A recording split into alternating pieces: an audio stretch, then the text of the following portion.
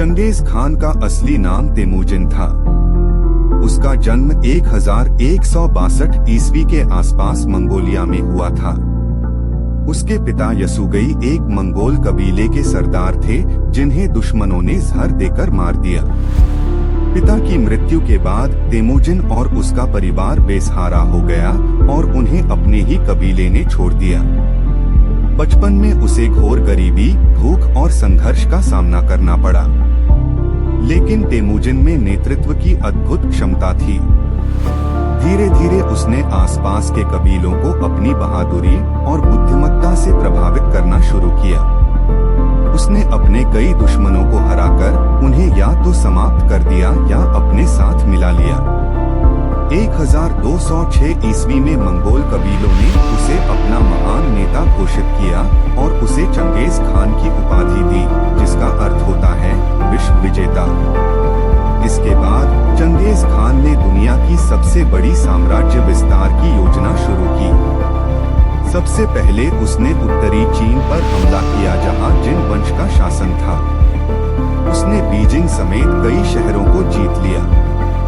इसके बाद उसकी नजर मध्य एशिया पर पड़ी।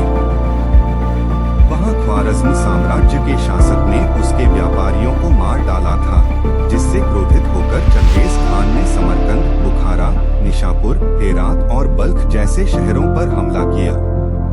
उसने कई शहरों को पूरी तरह तबाह कर दिया और लाखों लोगों को मौत के घाट उतार दिया।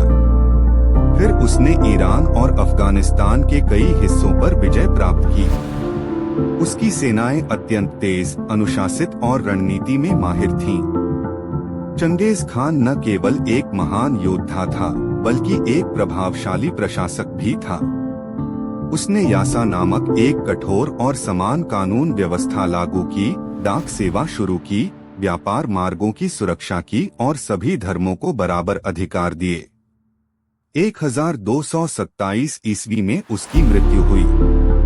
कुछ मानते हैं कि वह युद्ध में घायल हुआ, जबकि कुछ का कहना है कि उसकी मृत्यु एक दुर्घटना में हुई।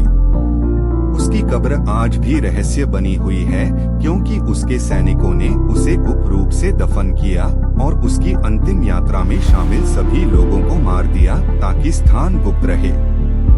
उसकी मृत्यु के बाद उसका साम्राज्य 4 भागों में बंट गया।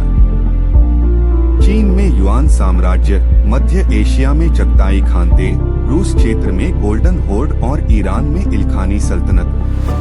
चंगेज खान ने इतिहास में सबसे बड़ा स्थलीय साम्राज्य खड़ा किया। उसकी युद्ध नीति, प्रशासनिक कौशल और संगठन शक्ति ने इतिहास को बदल कर रख दिया।